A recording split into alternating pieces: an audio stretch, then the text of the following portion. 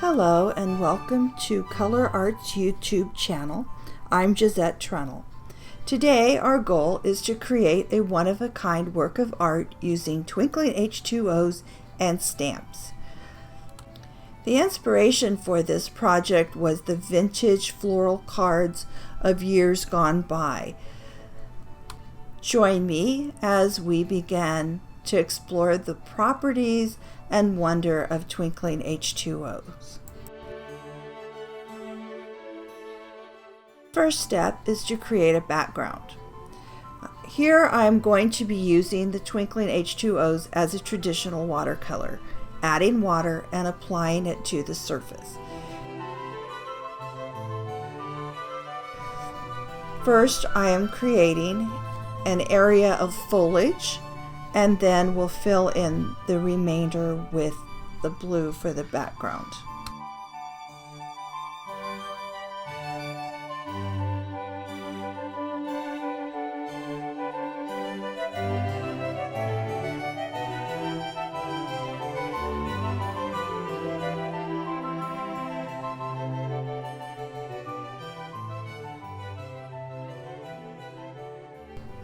Next step is to stamp the image. Any image will work. The next step is to begin roughing in the foliage. I'm going to start with the darkest of the green and fill in the painted leaves and stems. Towards the middle of the image, I'll be using a lighter color.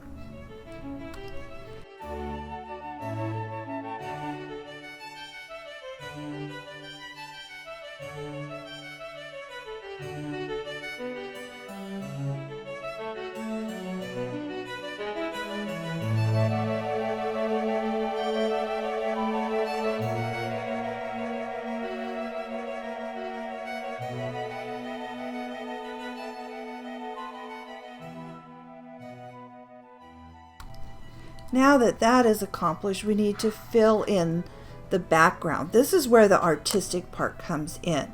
As you can see, I'm looking for the areas of the background that's a little bit darker and creating stems and foliage that will later be filled in with flowers.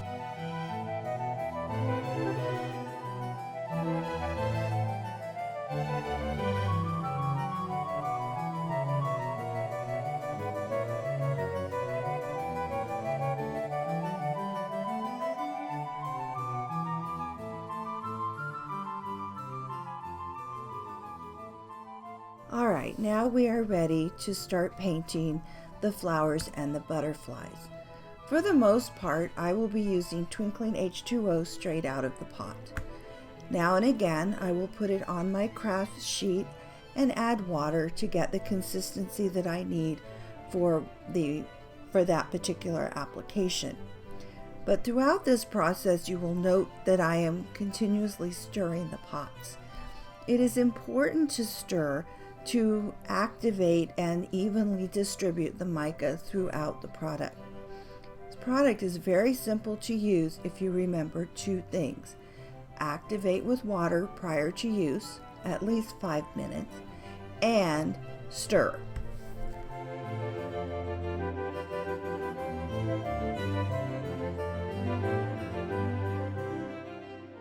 As I start to paint the flowers, you will note that I begin with a light color, and then a medium of the same family, and then finally a dark.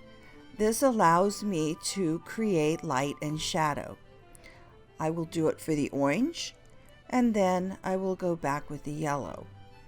If you watch close, I kind of flip around the page as my eye catches something that needs a minor adjustment.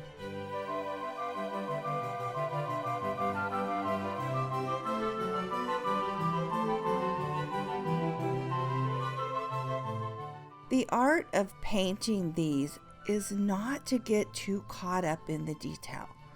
We're after an impression. Flowers from a distance do not have distinct and individual parts. They simply have the impression of color and shape. That's all we're creating, the impression of color and shape. The butterflies are the next step in this process. Simply color them in using a color of your choice. Don't worry about adding in all the details. Just lay down the color and we'll add the details in during the next step. We're on the final step of the actual painting. Here we're going to add a bit more detail to the flowers and darken up the centers to create more depth. Then we'll move on to the inking and we'll be done.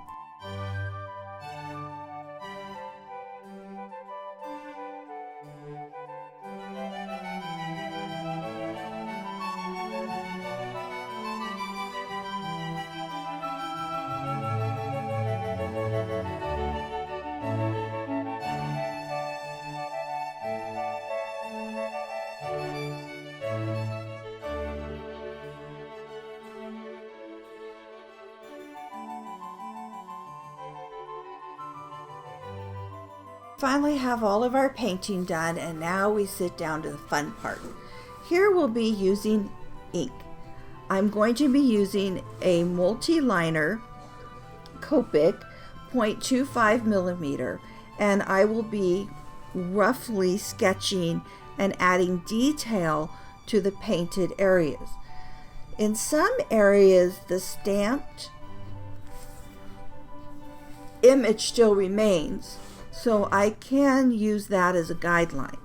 In other areas, the image has completely been obliterated, which is fine. I'm just going to use the painted area and loosely sketch around, creating the illusion of an inked picture.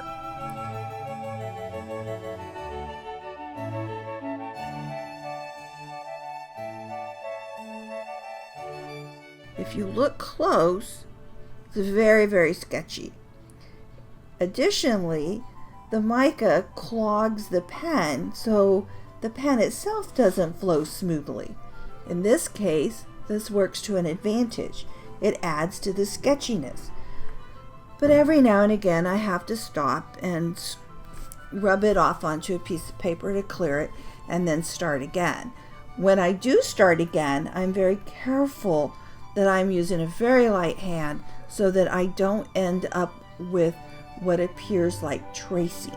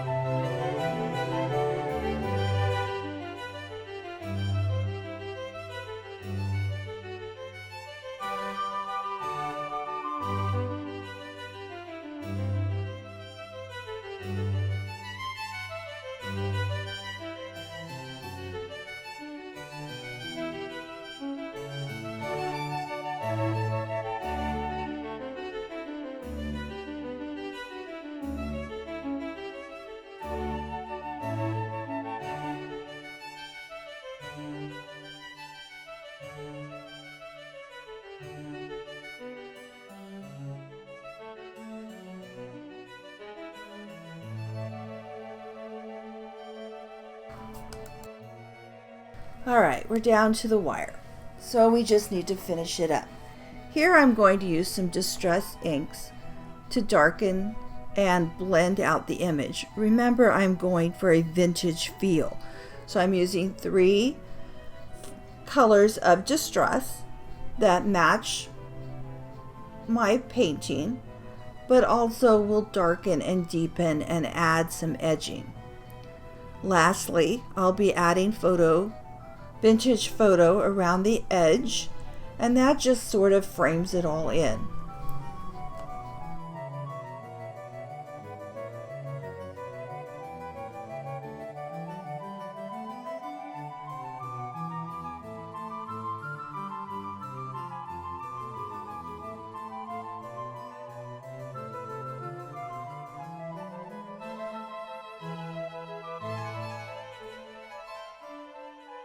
Here I use Fun Foam because watercolor paper, especially with the amount of water that's been added, tends to ripple.